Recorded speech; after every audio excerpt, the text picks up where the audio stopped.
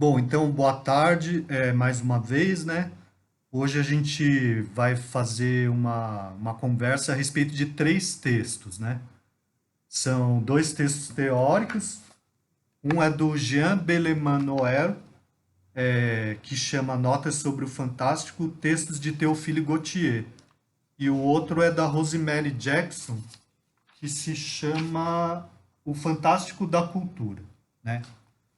E daí, depois também, por sugestão do João Vitor, que não está aqui ainda, não sei se ele vai chegar, eu escolhi um conto do Cortázar chamado Orientação dos Gatos, né? Então, assim, bom, esses dois textos que estão em espanhol, né? Eles fazem parte de um livro organizado pelo Davi Roas chamado Teorias de lo Fantástico. Então, o Davi Roas pegou vários autores que falam sobre o fantástico, né? Alguns textos, trechos de textos, e, e organizou esse livro como se fosse uma coletânea, assim, né? Então, por exemplo, do Todorov, se eu não me engano, ele coloca só o capítulo chamado Definição do Fantástico.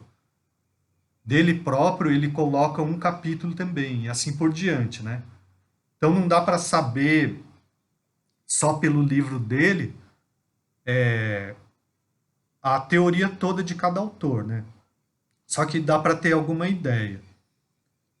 E esses dois autores eu escolhi porque eles têm uma coisa em comum, que é a aproximação, né, entre o fantástico e a psicanálise, né? Eles têm uma abordagem que vai para essa direção, né? E eu acho que eles são bastante interessantes, né? Embora só pelo capítulo não dê para ter uma visão muito boa do quanto que cada um pode contribuir para a gente estudar os textos literários de literatura fantástica, né? Daí, bom, eu fiz um esqueminha principalmente do primeiro, que é do Beleman Noel, né? E ele tem um livro chamado Literatura e Psicanálise, né? E que é bem interessante também, né? E, bom, eu li uma vez, mas claro que seria interessante reler, né? Agora, eu acho que eu vou projetar aqui o esqueminha que eu fiz do Beleman Noel, e daí depois a gente abre para pergunta. Eu não sei quantos leram, quantos trabalhos, né? Ou textos, né? Para a gente abrir para conversa mais geral, né? De qualquer maneira, o que vocês tiverem conseguido ler já está válido, né?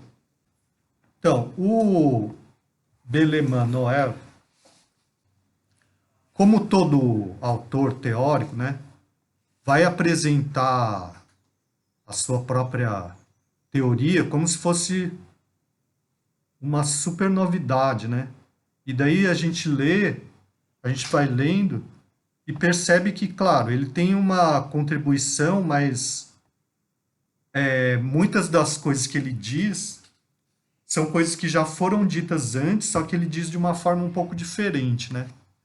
E claro que tem alguma coisa que é nova também, né? Então, basicamente, ele começa falando do Todorov, mas mencionando o fato de que em alguns momentos o Todorov fala sobre o Freud, né? Então, o Todorov, por exemplo, tem uns capítulos sobre os temas do Fantástico, né? E especialmente nesse capítulo, ele são uns três capítulos, eu acho. Ele vai se apoiar na psicanálise, né? E daí ele fala assim, que ele sente a necessidade de que haja uma uma continuação, né? Uma continuidade nessa investigação. E ele, claro que no capítulo dele, ele vai tentar fazer isso, mas de uma forma limitada, porque é um capítulo só, né? Rani, você não quer chegar mais perto? Tá bom.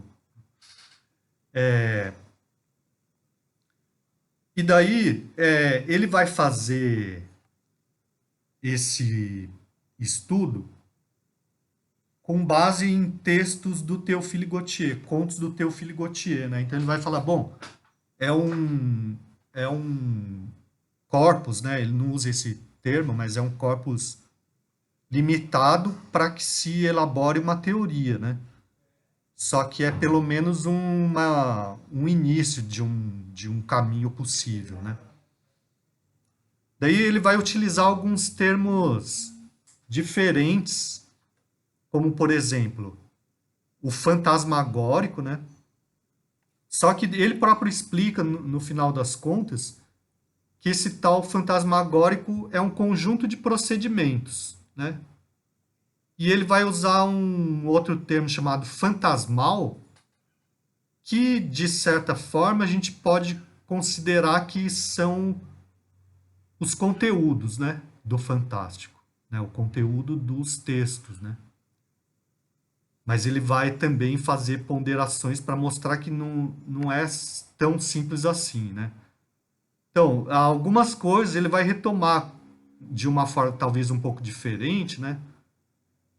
Mas como, por exemplo, a questão do realista, do registro realista, o discurso realista, o maravilhoso, a ficção científica, e depois a ideia do Todorov, né?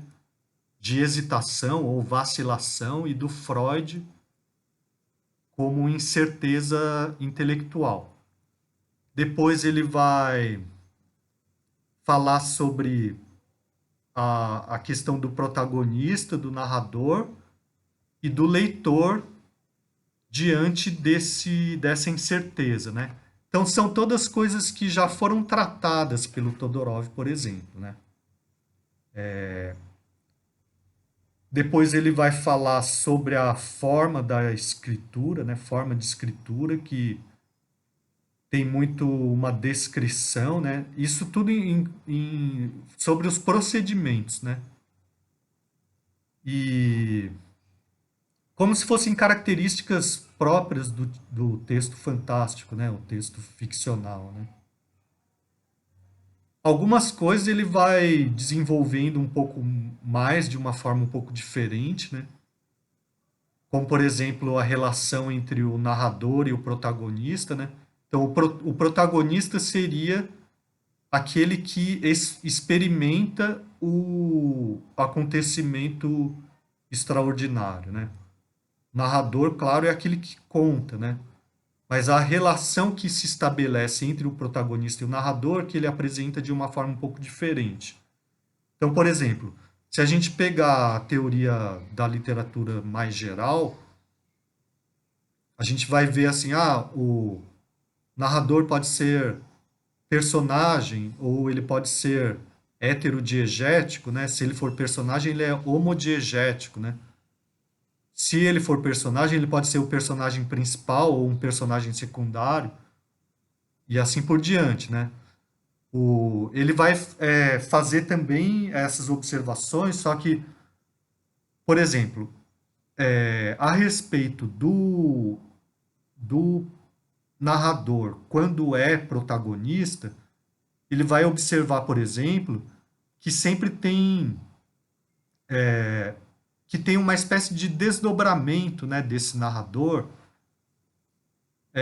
porque ele vai narrar o acontecimento com um distanciamento temporal e afetivo, né? Quer dizer, porque o protagonista, quando ele vive, né, o acontecimento extraordinário, ele não é capaz de narrar pela própria intensidade da experiência, né? Mais ou menos assim, né? Daí depois ele vai falar sobre o próprio acontecimento extraordinário, né, que ele chama de monstro, que seria o indescritível, a representação irrepresentável, o mais além da linguagem, o ainda não dito, que, de certa maneira, deixam claro que existem fraturas entre a linguagem e a experiência, né? Então é como se fosse assim, aquilo que é relatado pela literatura fantástica, pela narrativa fantástica, é alguma coisa que vai além da experiência cotidiana, né? E também por isso a linguagem não é capaz de expressar, né? Daí ele vai também falar sobre vai falar uma coisa que ele chama de retórica do fantasmagórico, apontando algumas características, como por exemplo neologismos, né? Então, uma vez que essa experiência foge completamente do comum, né? Do ordinário, ou seja, como ela é completamente extraordinária, então muitos autores criam palavras novas para designar aquilo que estão experimentando, né? Ou autores não, narradores, né? Enfim. Então, se a gente pensar, por exemplo, no Maupassant, ele vai eu conto o orla, né? Essa palavra orla não existe, né? Então é como se para designar uma coisa até então desconhecida, é necessário criar novas palavras, né? Se a gente pensar, por exemplo, no Lovecraft, tem lá o Cthulhu lá que ninguém nem sabe como pronuncia, né? E assim por diante, né? E daí ele vai falar de outros procedimentos, como por exemplo, litote, que seria a substantivação de um pronome, né? Então, ele vai citar como exemplos o uso de expressões como isso ou essa coisa para designar esse ser, esse monstro, esse acontecimento, né? E daí me veio a lembrança, claro, o It, né, do Stephen King, né? E também o próprio narrador vai confessar uma impotência para descrever aquilo que está acontecendo, ou aquilo que foi experimentado, né? Também o uso de comparações, né? Então é muito comum falar, era como ser, ou, né? Coisas do tipo, né? Bom, daí vem a parte que talvez seja a mais original, né? A contribuição mais original dele, que é a questão do fantasmal, né? E daí ele vai fazer uma referência ao Unheimlich do Freud, né? Ou seja, daquele texto que a gente já leu, né? Que é o estranho, né? Ou o infamiliar, né? Que o Freud vai tratar como algo familiar que foi reprimido e volta, vem à tona de uma maneira que causa esse efeito de estranheza, né? Ou seja, algo que tem muito a ver com a psicanálise, né? Então, o monstro é justamente isso, esse Unheimlich, né? Aquilo que deve que, que deve ser expresso no relato fantástico, mas que o aparelho psíquico procura ocultar, né? Esse seria o objeto do relato fantástico, né? O, então, daí ele vai citar outros autores, né? Dizendo, por exemplo, que isso cumpre um desejo inconsciente, né? Então, o conteúdo do fantasma não é cognoscível fora de suas diversas formulações, né? Então é como se fosse assim, não existe esse conteúdo de forma completamente independente da própria expressão dele, né? Então, por exemplo, o próprio Beleman Noel, no livro Literatura e Psicanálise, né? Eu acho que talvez até nesse texto ele fala assim, bom, o sonho propriamente dito, né, é diferente do relato que se faz do sonho, né? Então a gente não tem mais acesso direto ao sonho, né? Mas a gente tem acesso só ao relato que se faz do sonho quando a gente já está acordado, né? Certo? Então, essa é uma diferença, né? Ou talvez um avanço no estudo dele, né? Que ele está aprofundando a relação entre o fantástico e a psicanálise, né? Então, eu estou citando aqui outros trechos do texto, né? A fala do inconsciente não aspira a comunicar-se. É uma florescência semelhante ao objeto estético. Cumpre um desejo, né? Por um lado, só que tem uma diferença entre a literatura e o inconsciente, né? A literatura fantástica e o inconsciente. Por quê? Porque o relato literário tem um aspecto estético, né? E tem teorias, né? Estudos a respeito dessa forma estética, né?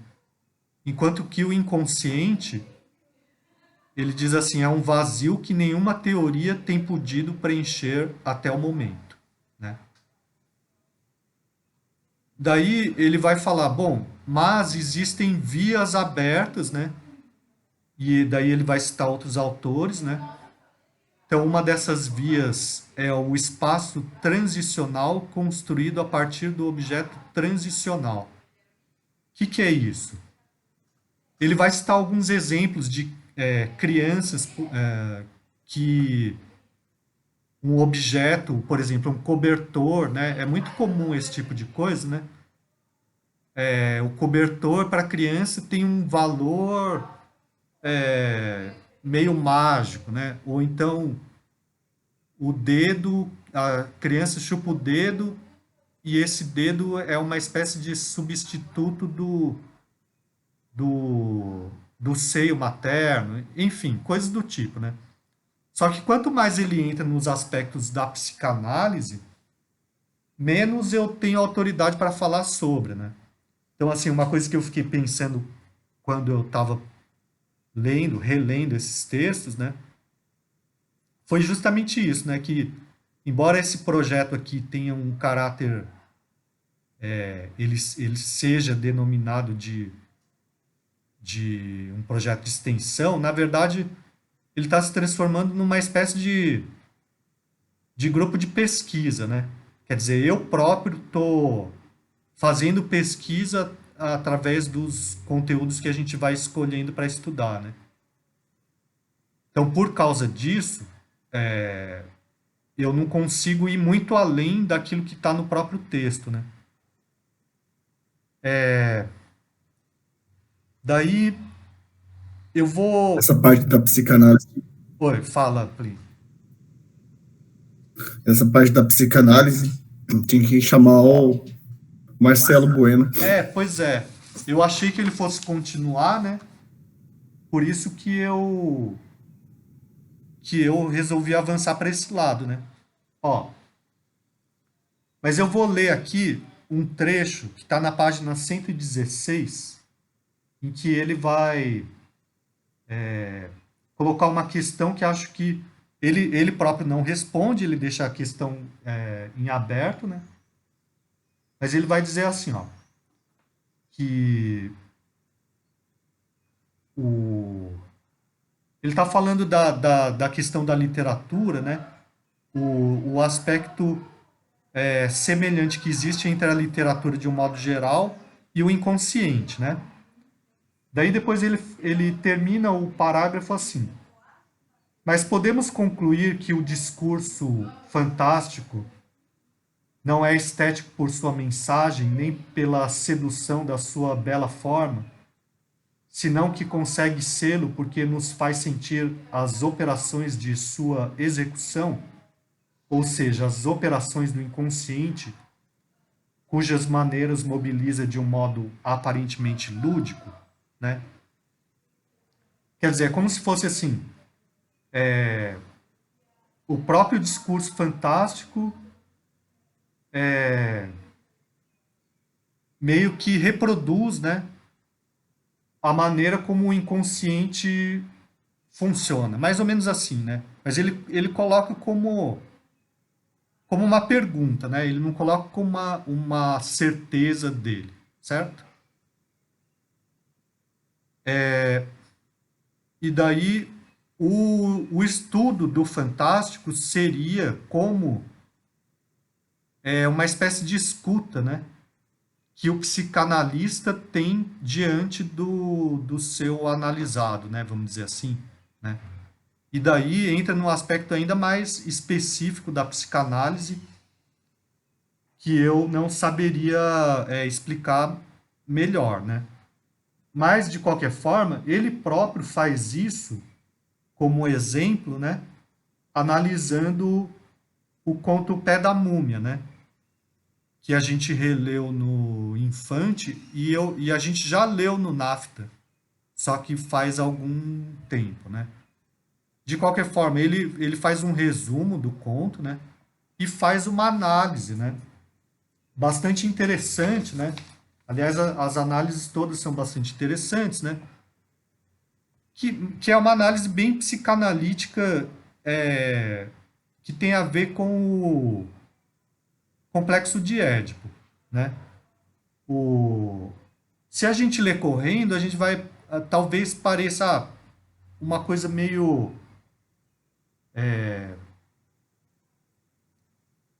descabida, assim, ou meio forçada, né? Mas se a gente ler com calma, a gente vai ver que faz muito sentido, né? Então, eu não sei se vocês lembram dessa história, né? Mas enfim, eu não vou entrar em detalhes, não. Eu só vou falar, aproveitando que o João Vitor chegou, né? Que ele, nessa história, o, o protagonista, ele encontra um pé de múmia num antiquário, né? E ele compra o pé dessa múmia para servir de peso de papel, né? Daí, a múmia propriamente dita, que é uma princesa egípcia, chega lá querendo recuperar o próprio pé, né? E ele devolve o pé para a múmia e daí eles vão para um mundo misterioso ali, onde ele pede em troca, né, como recompensa de ter devolvido o pé da múmia para a múmia, ele pede para o pai dela, que é um faraó, a mão da múmia, da princesa, né, em casamento. E daí o faraó tira o sarro dele, porque ele tem 27 anos, alguma coisa assim, e a múmia tem 3.000 anos, né? Daí, no final das contas, ele recebe uma espécie de estatuetazinha da Isis, né? Como recompensa, mas dada pela princesa, né? E, bom, no final das contas eu acabei resumindo a história, né? Mas assim, o que eu achei interessante é o fato dele ter recuperado o mito da Isis, né? E a análise dele está relacionada com isso, né? Então, o mito da Isis tem a ver com uma questão de castração, né? E porque ela, a Isis, ela, ela tem uma relação com Osíris, né? E um outro deus que é irmão dos dois, né? Ou seja, ela tem uma relação incestuosa, né? o outro deus que se chama Set, ele fica enciumado e despedaça o corpo do Osíris, né? Daí a Ísis vai tentar juntar os pedaços e falta justamente um pedaço que é o falo, né? Então, ou seja, tem muito a ver com o complexo de castração que está relacionado com o complexo de Édipo, né? Então, a análise do Belemanuel vai nessa direção, né? E seria interessante vocês lerem, eu não sei o quanto vocês leram, né? Mas daí vocês comentem aí depois, tá bom? Bom, daí depois disso, ele vai aprofundar a análise, né? Se aproveitando também de outros autores, né? E vai citar outros contos do Gautier, né? Como, por exemplo, A Morte Amorosa, que a gente leu também, né? Vai falar um pouco da questão do duplo e depois vai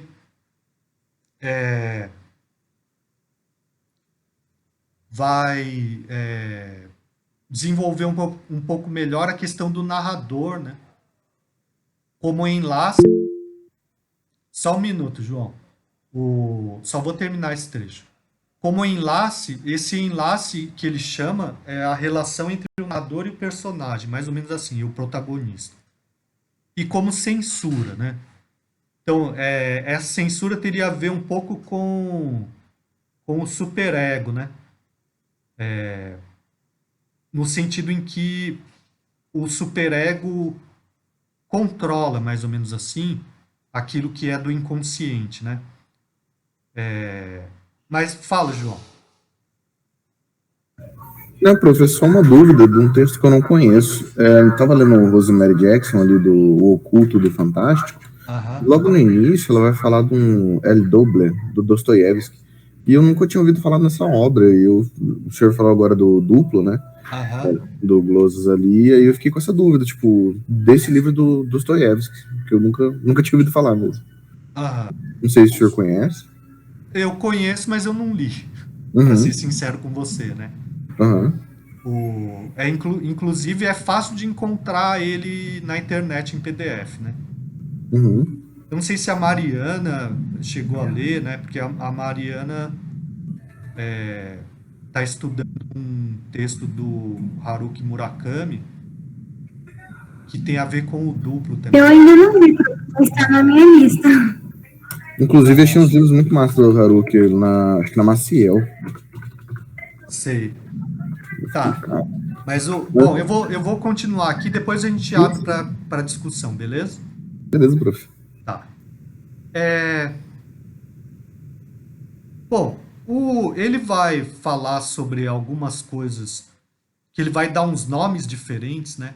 Efeito de ideologia, efeito de citação, efeito de estrutura, né? Só que, de certa forma, o Cesarani, né? Ele trabalha um pouco com essas questões, né? Que são procedimentos, né? O Cesarani vai chamar de procedimentos também, né? Tem um pernilongo aqui. Esses procedimentos, por exemplo, esse efeito de ideologia tem a ver assim, ó, com uma visão de mundo meio comum que a gente reconhece, né? Então, se a gente pensar num conto como A Vênus de Ile, né?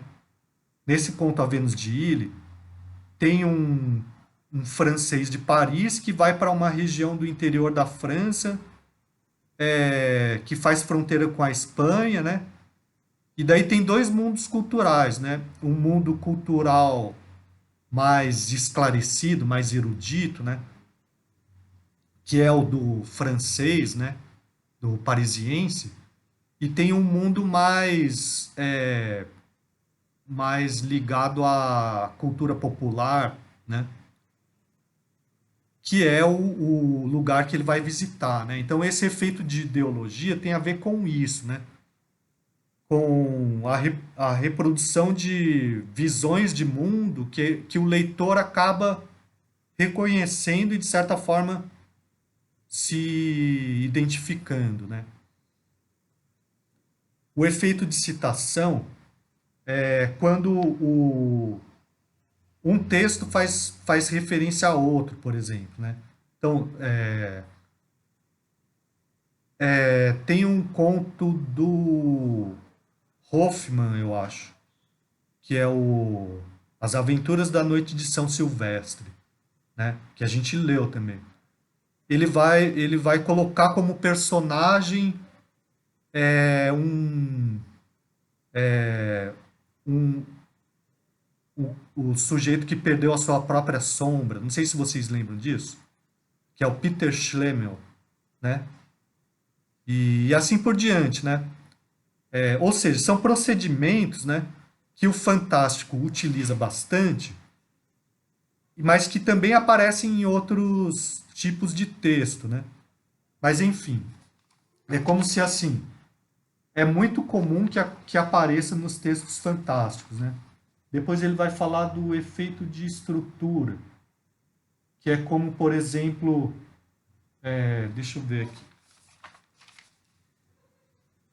Eu acho que é quando coloca.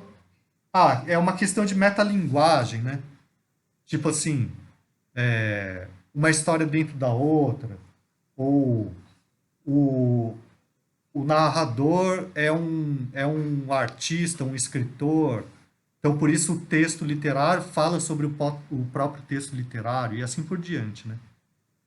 E daí, depois ele vai falar. Bom, isso eu já falei, né? O narrador funciona como censura, um superego.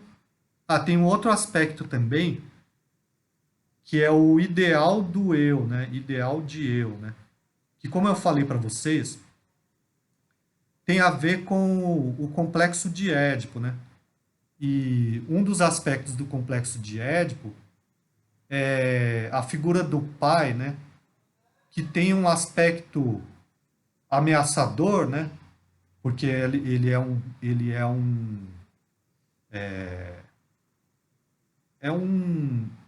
adversário, né? Do sujeito, né? Só que também tem um outro aspecto que chama ideal de eu, né? Como se aquele sujeito quisesse atingir aquele modelo, né, do pai, certo? Bom, claro que se tivesse um psicanalista aqui, talvez ele me corrigisse, mas sendo, em termos gerais, acho que a gente pode dizer isso, né? Depois ele vai falar sobre os efeitos do fantástico. E aqui ele começa, na minha opinião, ficar um pouco repetitivo, né?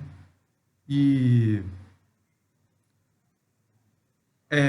porque ele vai falar de conjuntos de procedimentos, e esses conjuntos de procedimentos, de certa maneira, já foram estudados pela teoria da literatura geral, né? Mais geral, não específica sobre o fantástico, né? Ele próprio cita termos como intertextualidade, redundância e efeito de realidade, né? Ou seja, de verossimilhança, né? Daí, deixa eu ver. A fantasticidade é realçada pelo próprio discurso, que é uma coisa que o Todorov também falou, né? Depois ele vai falar do Mizanabim, que é como se fosse uma espécie de vertigem, né, que a gente sente quando tem uma narrativa que reproduz a própria narrativa dentro de si, né? E que a gente já comentou sobre isso quando a gente estava falando sobre o Borges, né? Sobre o Borges quando fala sobre o Don Quixote, né? Quer dizer, por que quando uma narrativa reproduz dentro de si uma narrativa, ou a própria narrativa, né? Isso causa um efeito de estranheza na gente, né? Então, de acordo com o próprio Borges, é porque a gente se dá conta de que a nossa realidade pode ser uma outra narrativa fora dessa narrativa, né? Enfim, eu tô indo meio rápido, mas depois vocês podem me falar o que vocês, enfim, comentar, né? Discutir isso tudo que eu tô falando. Esse efeito de espelho é algo mais específico, né? Que é quando a narrativa reproduz a si própria, né? Então é um Misenabime mais específico, né? E o efeito fantástico propriamente dito seria a obrigatoriedade do termo fantástico ou algo correspondente aparecer no relato, né? Daí depois ele vai falar do efeito de citação, que eu já citei, eu já falei, né? Tem a ver com a intertextualidade, né? A intertextualidade com outras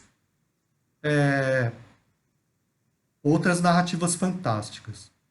E de autorreferência, que é a intertextualidade do autor com textos dele próprio, né?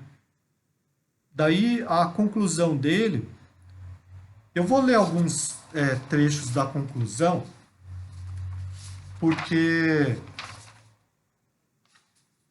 ó, eu acho que eu não conseguiria reproduzir 139. Eu não conseguiria explicar melhor do que com as próprias palavras dele, né? Mas, ó, ele vai falar assim, ó. Sabemos que a literatura não é mais que palavras. Sabemos que nosso mundo não existe para nós mais que através das palavras.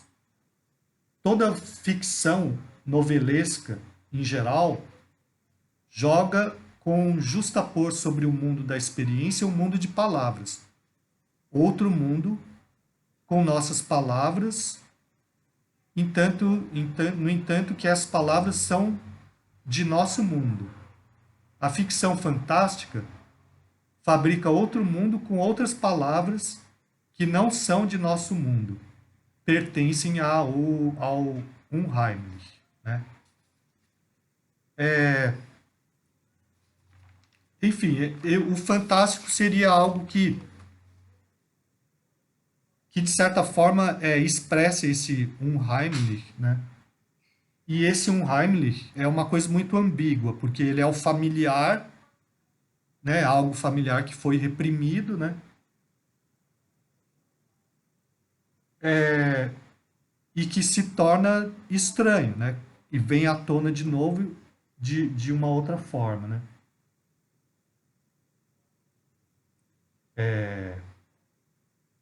Daí, só para terminar, o fantástico se revela, afinal de contas, como o lugar da diferença absoluta. Prova de novo, ou prova de novo, sempre novo, né? Uma diferença absoluta do que de que eu sou efetivamente outro, né? Enfim, não sei quão confuso ficou, mas assim, basicamente foi o que eu consegui organizar para hoje, né? E a respeito da Rosemary Jackson, que eu reli também, né? Eu acho que o capítulo dela é bem mais curto, só que ele é bem mais... ele trata de uma forma bem mais geral da literatura fantástica como um todo e da literatura real... desculpa, realista como um todo, né? E por causa disso, acaba sendo assim meio faz generalizações, ou generalizações meio discutíveis, assim, né? Que talvez ela própria, no resto da obra dela, aprofunde melhor, detalhe melhor, né? Mas basicamente é assim, o oculto da cultura, né? Então o fantástico expressa aquilo que a cultura vai meio que rechaçar, né? Ou reprimir, né? Que é o próprio inconsciente, né? Só que daí ela coloca um monte de outras coisas do lado disso que é reprimido, né? De uma forma meio panfletária, talvez, né? Assim, eu tô pensando isso porque tem um livro que é do sobre literatura de horror, esqueci o nome do cara, Noel Carroll, em que ele vai tentar falar sobre o aspecto político do horror e do terror, né? Ele vai dizer assim, bom, não dá pra gente falar a literatura de horror ou terror é subversiva pela sua própria natureza, né? Que é o que a Rosemary Jackson está fazendo, né? Então ela coloca num bloco homogêneo toda a literatura fantástica e diz ela é subversiva. Coloca num outro bloco toda a literatura realista e vai dizer não, ela é conservadora, né? Em que medida isso nos ajuda a compreender cada texto literário específico, né? Não sei se dá para entender o que eu tô falando, mas enfim, eu fico com essa impressão a respeito do texto da Rosemary Jackson, né? E eu acho que seria interessante também a gente falar sobre o conto do Cortázar, né? Orientação dos Gatos, porque eu acho que dá para relacionar bastante com isso, né? Então, fala, Mariana. Prof, eu tô com uma dúvida, já que você começou a falar do texto, né, da orientação dos gatos. Esse Miss em Abime cabe dentro desse conto, porque parece que tem duas narrativas, né, assim, tem a parte do Osíris falando, e parece que tem outra coisa acontecendo com a Lana, né? Aí eu queria saber se cabe ou não tem nada a ver. Pois é, esse conto aí, eu não percebo muito isso, que tem uma narrativa dentro de outra narrativa, né? Tem, assim, os quadros, a música, né?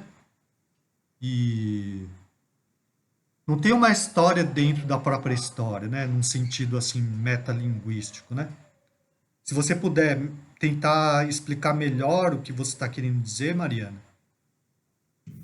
Ai, prof, eu também não entendi muito bem, porque assim, deu a entender, no começo, eu achei que a Lana era uma obra de arte, uma invenção de Osíris, não era a mulher dele, porque ela estava tão longe, né, ele não conseguia alcançar ela, né, ele falando, e como falou dessa parte das obras, para mim que ele era tipo uma pintura que ele estava analisando, né, imaginando como se fosse a mulher dele.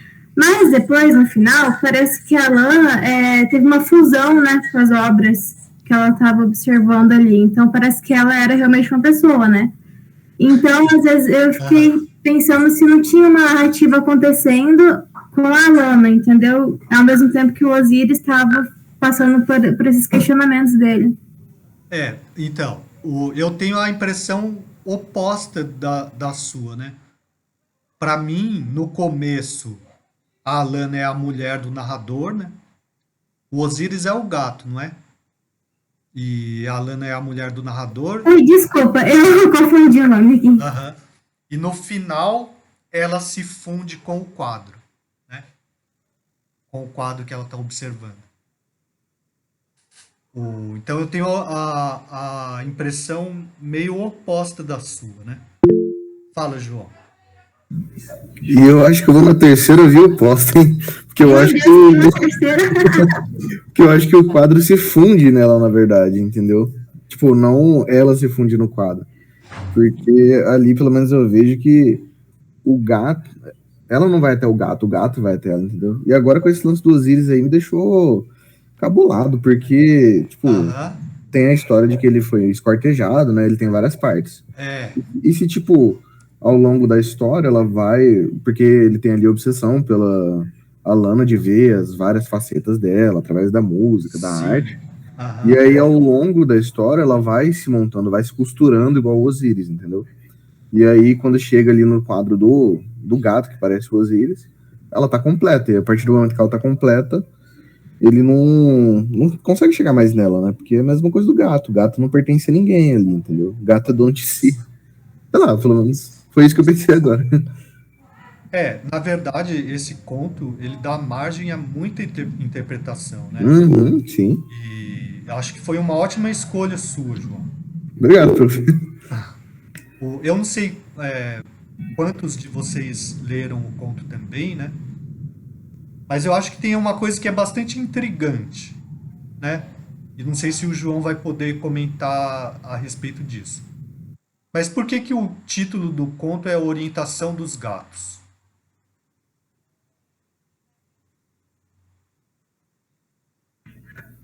Então, eu também fiquei pensando nisso.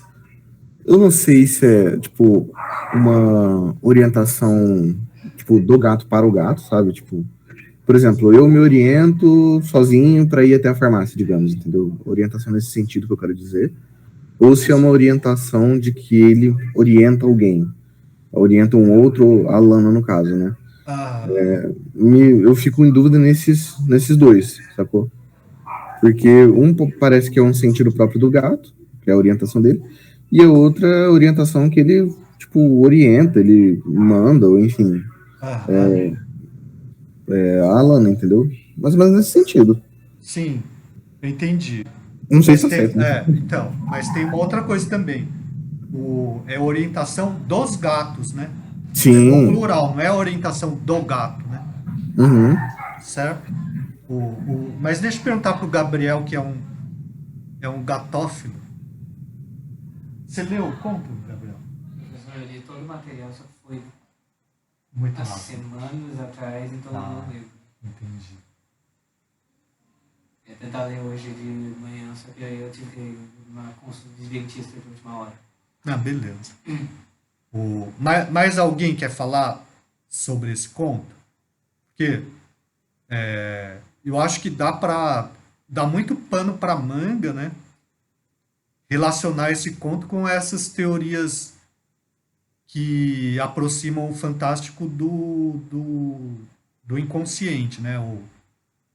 Procuram interpretar o fantástico com base psicanalítica, né?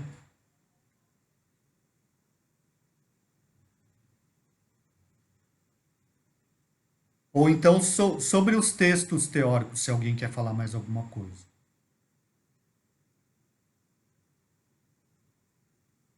Sei lá, prof, esse conto do Orientação dos Gatos, eu acho que cada vez que você lê ele, você pensa de uma maneira diferente.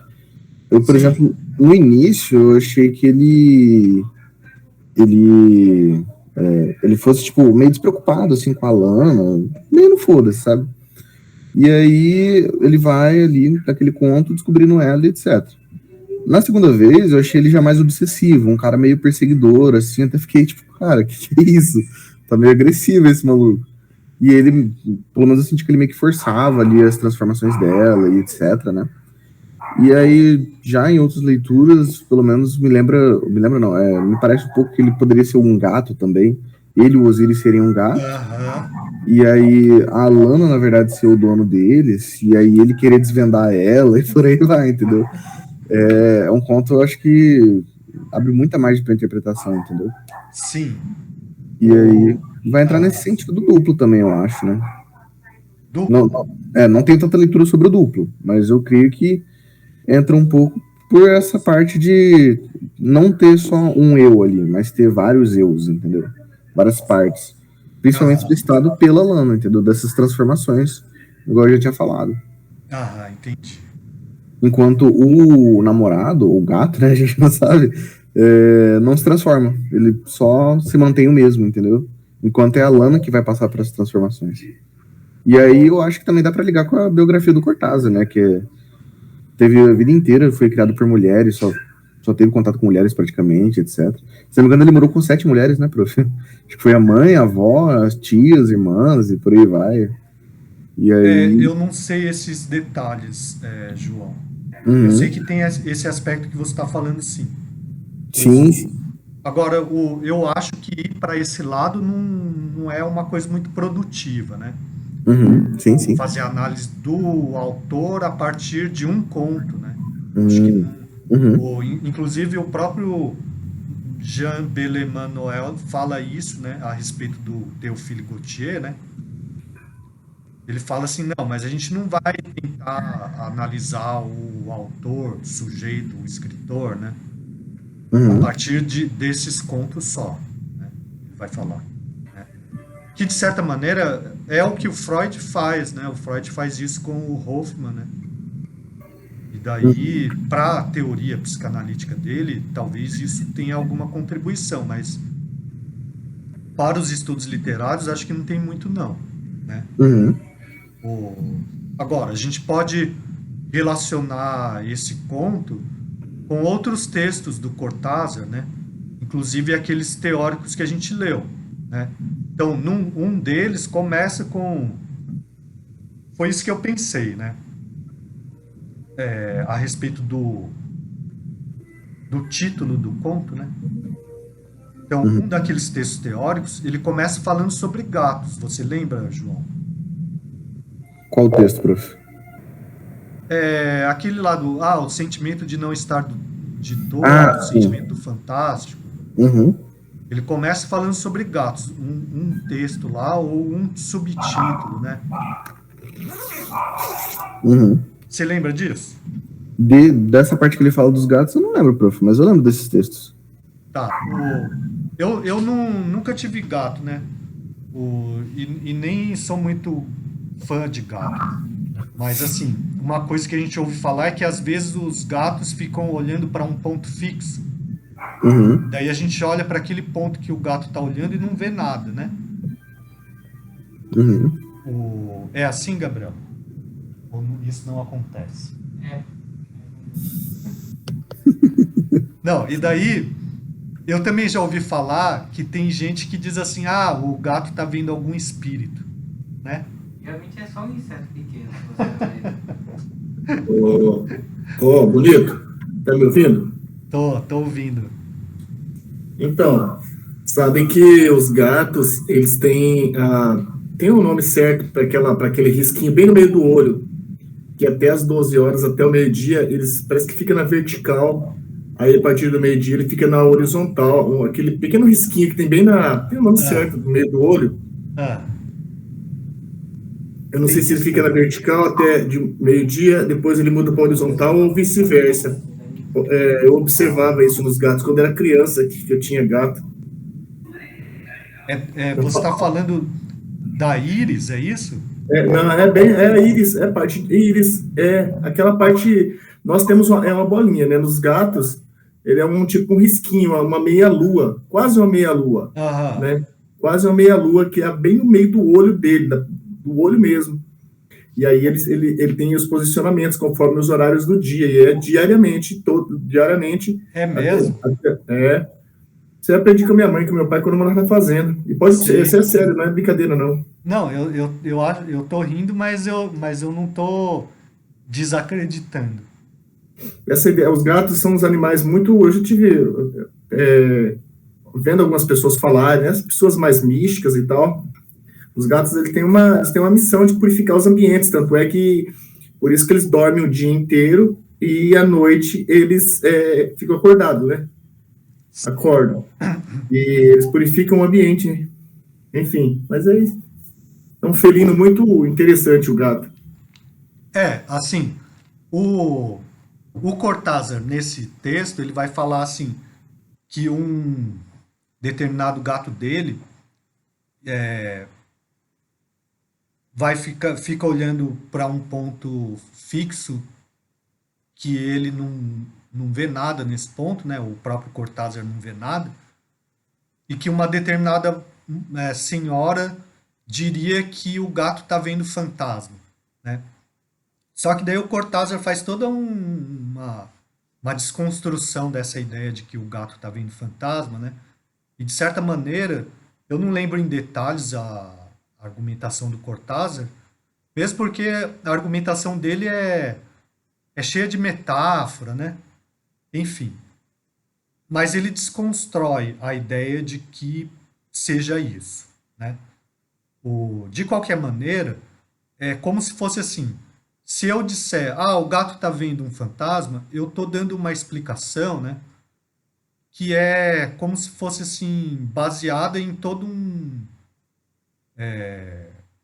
um conjunto de ideias relativamente conhecidas, né? Certo? E é justamente, me parece, né, que é justamente isso que o Cortázar está desconstruindo, né? Como se fosse assim, bom, o fantástico é algo desconhecido, misterioso, né? Não é algo que um conjunto de ideias pré-estabelecidas, seja por qual cultura for, vai explicar, né? Então, só um minuto, Mariana. Na minha opinião, né, ou eu acho que dá, né, que é possível, a gente pensar nesse conto, ou relacionar esse conto, a orientação dos gatos, com isso que o Cortázar fala nesse texto teórico, né, ou ensaístico, né. Porque, bom, a orientação dos gatos tem a ver com esse fantástico do Cortázar, né. E o João também me perguntou sobre o triângulo. Aparece um triângulo, né, João? No conto. Sim, a relação do namorado, gato e a Lana, né? Isso, ele explica esse triângulo assim. O narrador fica observando a mulher, a Alana. E a tela, que a Alana está andando num museu, né, numa exposição de quadros, observando a tela. Então, o narrador olha para a Lana, olha para a tela e olha para si próprio. E isso cria um triângulo, né? Começa assim a ideia do triângulo, né? Mas no final, a Lana olha para ele, e o quadro do gato também, como se os dois olhassem para ele, né? Alguma coisa assim, né? Enfim. Mas fala, Mariana. Então, prof, com relação ao título, eu também fiquei sem saber, sem entender muito, né? E agora que eu fui lembrar de um filme para fazer uma ponte com a ideia com a interpretação do João, né? Que ele falou que o Osíris que levou, né? O gato que levou a Alana, traiu a Alana até, né? A pintura. Tem um filme que chama, não sei se vocês já assistiram, O Reino dos Gatos. É um filme japonês, é um desenho, né? Que os gatos, falando, fez uma ponte com essa fala do Plínio, que ele falou que os gatos têm essa parte mais mística, né? Que talvez me fez pensar nisso, porque nesse filme a menina vai para outra dimensão, né? Uma dimensão do reino dos gatos, onde eles falam, eles têm lá a sua própria hierarquia e tal, né? E parece esse título Orientação dos Gatos, agora me parece que realmente é o gato que está orientando a Lana todo esse tempo, puxando, né, para ele. Não sei se deu para entender muito bem, mas eu lembrei desse filme. É do Miyazaki, não é isso? Eu não sei, prof, deixa eu ver aqui. É diretor Hiroyuki Morita. Acho que não é, não. Tá. Bom, enfim, de qualquer maneira, o gato é um animal misterioso, né? E na tradição da literatura, muitas vezes aparece dessa maneira, né? Dessa forma, né? Como, por exemplo, do Poe, né? Ô, Pro, Fala. eu tava conversando com o Patrick também sobre essa questão dos gatos na literatura, e ele comentou comigo, acho que é um texto do Todorov, inclusive, tem uma gravura do Goya, né, que vai tratar dessa questão dos gatos, que ele me explicando, quando o gato aparece de noite, ele vai ser uma figura noturna e representando ali algo mais negativo, mais triste ali do personagem, né? Ou da história em si. E aí, quando aparece de dia, é uma outra simbologia. Mas ele me explicando essas questões de que o gato, ele vai meio que, nas histórias que tem o gato, né, claro, ele vai guiar ali um pouco do sentimento que a história quer passar.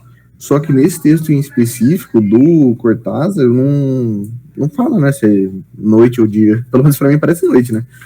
Mas ele vai ter essa figura misteriosa aí, né?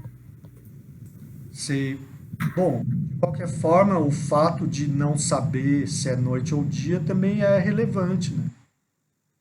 Tem uma indefinição maior aí, né? Porque, assim, do que trata o conto, afinal de contas, né? Tipo, tentando resumir, né? Tem o homem que tem um gato e ele tem uma relação com uma mulher de vários anos, inclusive, né? Ele fala vários anos, né? E para ele já sabe que o gato vai ser sempre um mistério para ele, né? Assim, ele nunca vai compreender o que é de fato o mundo desse gato, né? Só que o mundo da mulher e o que vem a ser, né?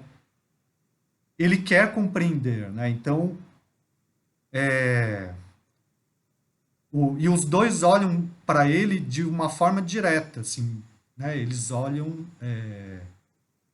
como se não escondessem nada dele, né? Só que ele próprio não consegue entrar no mundo dos dois, né? Ou melhor,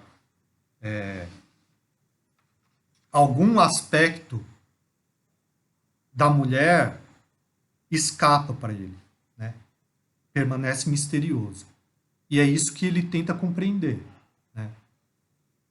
Daí ele a partir de um determinado momento, ele percebe que esse aspecto, de alguma forma, se expressa nela quando ela ouve música, né? E ele começa a tentar capturar esses, né, esses fragmentos, né? E depois ele também percebe que quando eles vão num determinado museu de arte, né?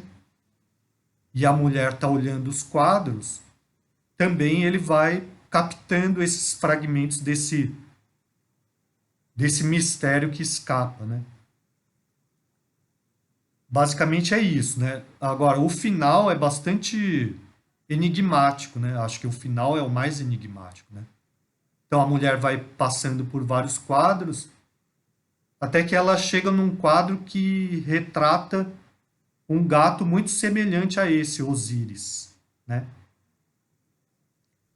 E daí parece que ela olha para ele da mesma maneira que ele descreve no início, olha de uma forma direta, né?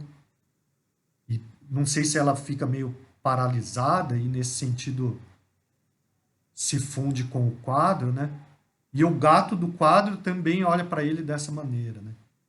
E também dá a entender, eu não lembro exatamente com que palavras ele escreve, mas é uma coisa bastante, um desfecho que deixa, que dá margem a muitas interpretações, né? E é por isso que a gente está discutindo isso, né?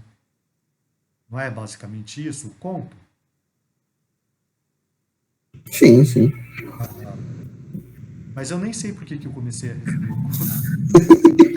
Eu colocaria numa palavra assim, acho que é transformação, sabe?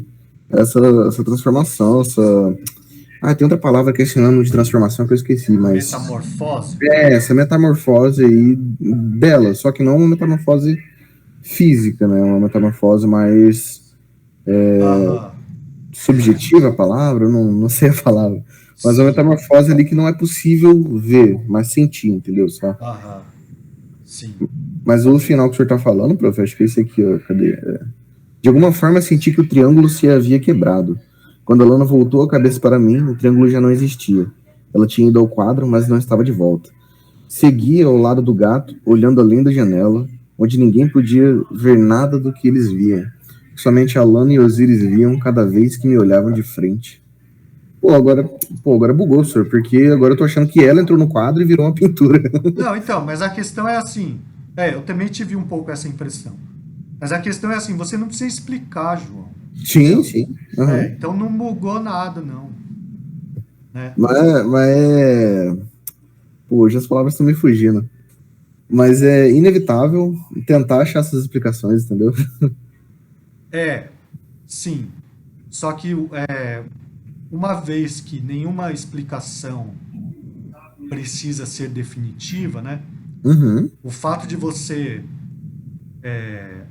pensar, por exemplo, ela se transformou no quadro, não exclui as outras possibilidades de interpretação. Sim, É isso que eu tô querendo dizer. Uhum. Mas, tem uma outra coisa também, que lembrando do que você falou, né? De transformação, né? Acho que tem a ver com isso mesmo, de que a realidade está em constante transformação, né? Então, o Rembrandt, né, que é citado lá, eu não sei de que período que ele é, né? Acho que ele é um dos pintores, um dos únicos pintores que talvez seja mencionado, né? De qualquer forma, uma coisa que vai ficando clara, né, no final do século XIX na passagem do século XIX para o século XX, cada vez mais clara na pintura, né, é isso, né, que a tentativa de captar a realidade, ela é problemática por causa da passagem do tempo, né? Então, se eu vou pintar uma paisagem, a paisagem vai mudando enquanto eu estou pintando, por causa da mudança de luz, certo? Então, daí que começa o impressionismo e depois as vanguardas, né? E também depende do ponto de vista, né? Então, depende do ponto de vista e do tempo, né? E outra coisa, a tentativa de retratar as coisas em movimento, né? Certo? Como pintar algo que está se movimentando, né? Então, por exemplo, uma mulher dançando, né? Certo? Então, acho que tem a ver com isso, né? Dá para entender, João? Dá sim, prof. Aham. Tava pesquisando aqui pinturas do Rembrandt com gatos e achei uma. Tem? Tem uma, só que eu não sei se ela é igual ao gato do conto. Não, mas não precisa ser igual mesmo, porque ele nem descreve como é o gato do conto, né? Ele descreve. Pelo que eu me lembro, ele descrevia. Não, eu acho que ele não descreve que cor é o gato, nada disso. Uhum. E talvez isso não importe, né?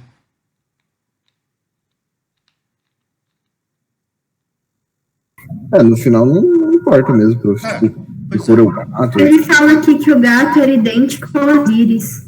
Não é isso que ele fala. Não, o gato da pintura, né? Isso, aham. Mas se ele não fala como era o Osíris, né? Aham. Pois é. Então, eu tô dizendo isso porque o João falou, não sei se o gato do quadro do Rembrandt é igual o Osíris do conto. Não é isso que você falou, João? Sim. É porque é uma pintura que é uma moça fazendo um carinho num gato e o gato tá olhando diretamente pro espectador, entendeu? Então, projeta aí pra gente. Beleza. Eu tenho que parar aqui, né?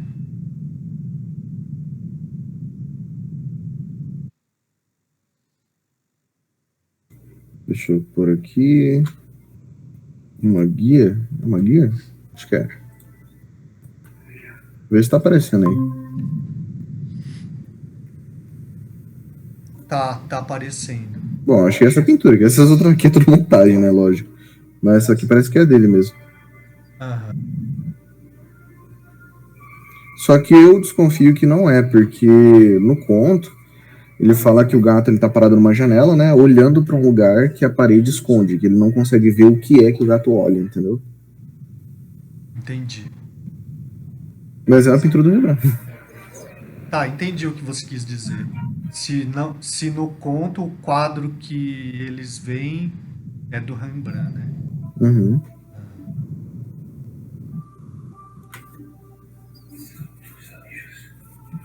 Ele tem umas pinturas bem boas de gato, hein? Mas era isso. Tá. Mas, bom, pensando nos outros textos que a gente leu, né? É, de que maneira dá pra gente relacionar o conto com esses outros textos? Alguém tem mais alguma? Eu creio que com essa metalinguagem, é Misabis, né, prof? O termo? Mizanabim. Mizanabi, que é essa metalinguagem, e com a questão do espelho também, etc. Acho que vai por esse caminho. Então, ó, mas os contos que são analisados nos textos teóricos, né? O, tem sempre uma relação amorosa, né? Não é isso?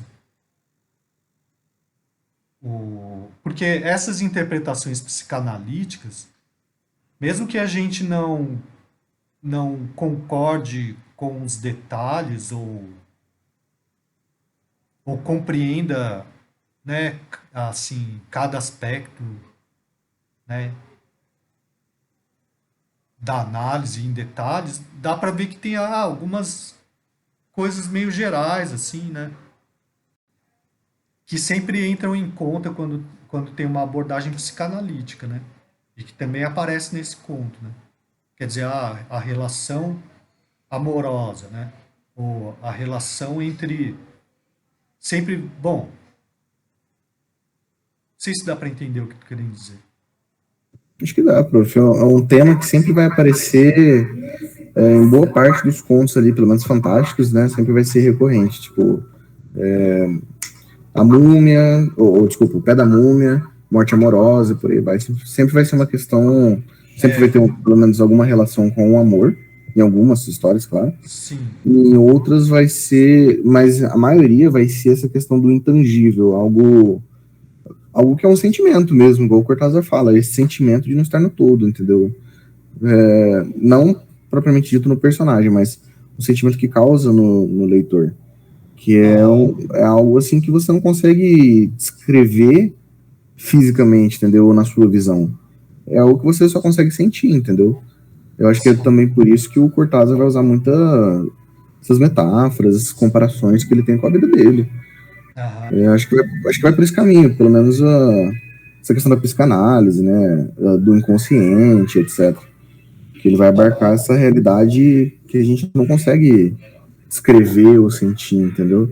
Igual aquele conto do Lovecraft que a gente leu, a música de Eric alguma coisa. Sim. Esqueci o sobrenome dele. Mas é algo ali que você não consegue descrever, sabe? É um vazio que adentra o quarto do cara, e é a música dele que deixa o vazio fora, não é? É uma competição, entendeu? Aquele cara ama música ou não ama, e por aí vai, entendeu? Eu acho que vai por essas questões aí mesmo. O Lovecraft é outro autor que o Bellemanuel cita bastante, né? E acho que é isso mesmo. Esse fantástico não é algo que a gente possa descrever a não ser a partir do próprio relato, né? Assim, ele explica assim, o próprio relato que faz o fantasma, né? O fenômeno fantástico, ao mesmo tempo em que o fantástico é que cria o próprio relato, né? Alguma coisa assim. Mas, É difícil a gente interpretar de outra maneira. Né? Mas uma questão que eu não tinha parado para pensar, eu nunca tinha percebido antes, é o que a Rosemary fala no início do texto dela, que a fantasia, assim como o fantástico, né, mas fantasia do modo geral, Sim. vai ser sempre colocado de lado, vai ser sempre algo periférico, vai ser algo marginalizado dentro da literatura. E ela vai até colocar a fala de um outro estudioso, cadê? Ele vai falar que a fantasia é para loucos que devem estar no manicômio, alguma coisa assim. Cadê? Eu não tô achando a parte. Mas ela vai parafrasear o cara, né? Aham. Eu nunca tinha parado pra pensar nisso, essa fantasia sendo colocada como algo fora, né? De uma alta literatura, de uma literatura que causa uma mudança, né? Que eu acho que é completamente errôneo, né? Errado. Porque, querendo ou não, Mas é isso que eu tô falando, que é uma espécie de generalização meio. Não uhum, sei até que ponto é produtiva, né? sim. Só que, ao meu ver, ela coloca ali não como, pelo menos no início, né? Concordando, mas como uma crítica, sabe? Tipo, expondo um Sim, fato. sim. Mas é uma crítica meio. Assim, pelo menos se a gente lê só esse texto, acaba sendo uma crítica meio grosseira, entendeu? É isso que eu tô falando. Sim, sim. Tipo, a fantasia é sempre vista dessa maneira, né? Bom, Uhum, mas ela própria fala, bom, tem o maravilhoso, né? Que daí não, daí é aceito, né? uhum, Claro. Bom, o que eu entendi foi assim, que ela começa falando do fantástico, né? Como uma mancha, que na verdade não é algo que não pode ser, não é algo invisível, algo que não é visto, mas uma mancha, algo que está ali, uma pequena mancha que é visível, mas que a gente tende a não querer enxergar. Aí parece que ela mescla um pouco com a teoria da psicanálise, né? Porque seria mais ou menos o que acontece com a possibilidade do que poderia acontecer com a mente humana. Como eu vou explicar? Lembrei do ponto da areia, né? Algo que a gente não consegue explicar, que é aquilo que o senhor estava falando, né? Que causa estranheza. Esse tipo de fantástico, que eu entendi dessa teoria do fantástico, né?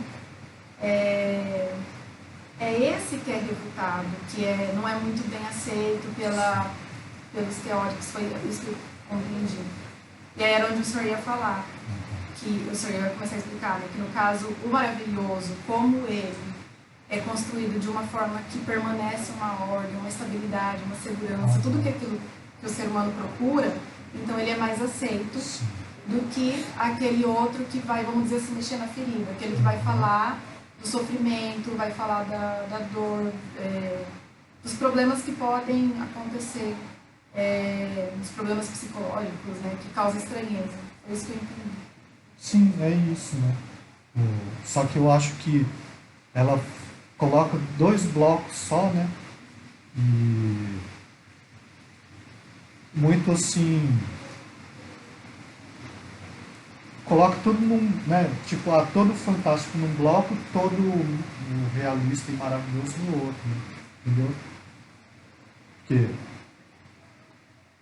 até que ponto a literatura fantástica é rechaçada pela cultura, né?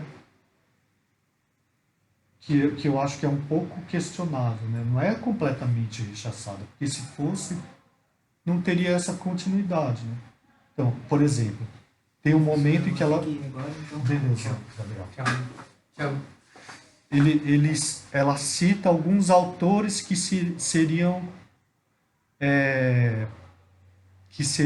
marginalizados. Por ter tentado escrever uma literatura fantástica, que é onde Isso. cita o Dostoiévski, não é? E ele cita outros ela cita outros que seriam aceitos. Jane Austen. Isso. Só que dentre esses outros, ela cita o Henry James, né? Que é um autor que escreveu Fantástico também, entendeu? Então, nesse sentido, são generalizações meio grosseiras, né? Entendeu o que eu tô querendo dizer? Porque os próprios autores são mais variados do que estar de um lado só ou só do outro. Entendeu o que eu tô querendo dizer? Depois eu... Construindo, tá?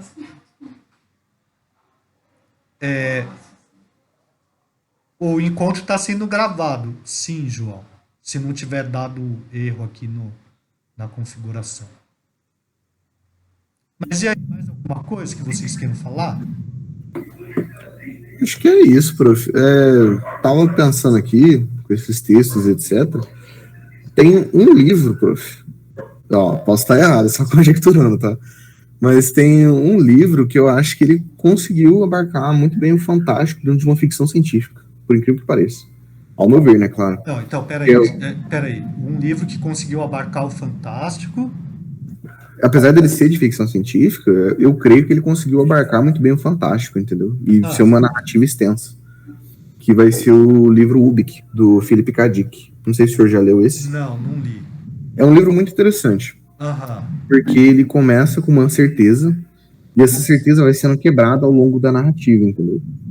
E aí, pelo menos pra mim, né, claro, ele satisfaz ali as definições do fantástico, né, do Cortázar, principalmente do Cortázar, né, e a do Todorov.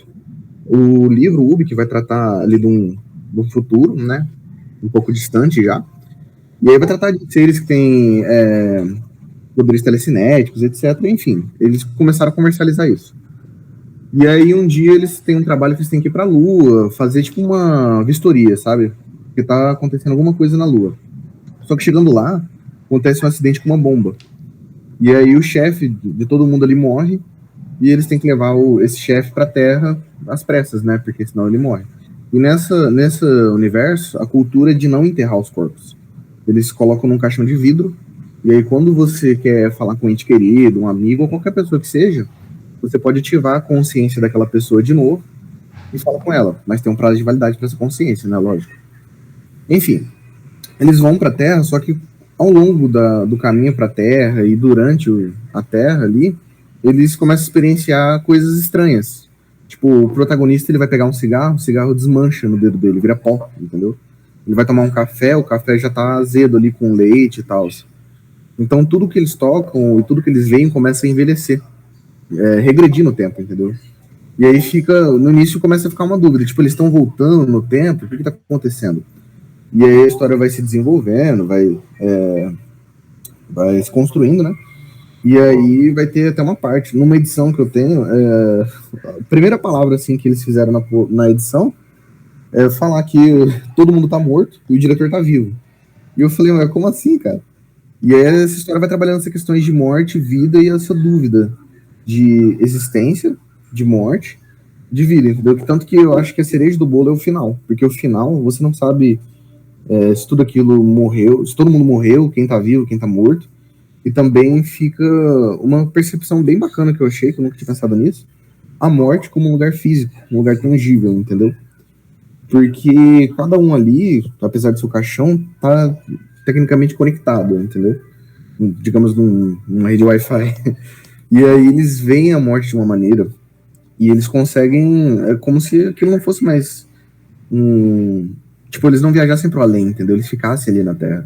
É muito doido. Pelo menos e eu acho que... João. Oi. Beleza? Como é que você tá? Abre esse link que eu te mandei aí, quem se interessar. Viu? Deixa eu falar Ouve essa música aí, observa aí quando você falou dessa aqui. Abre esse link aí, curte esse som. Eu abri aqui. O tempo tá meio que chegando no final, né? Então eu acho que seria interessante a gente definir para o próximo encontro, né?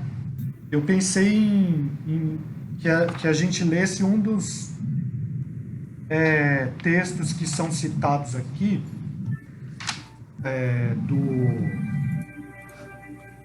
do Gautier, né? Que chama Onúfrios, alguma coisa assim. Daí eu mando para vocês, tá bom? Beleza.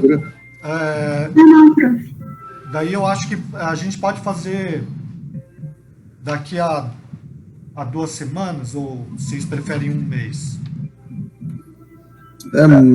Quantas páginas será para esse texto? É mais ou menos extenso. Deixa eu ver aqui, Gautier, né? Não, não é fácil de encontrar. Eu vou escanear para vocês. Beleza.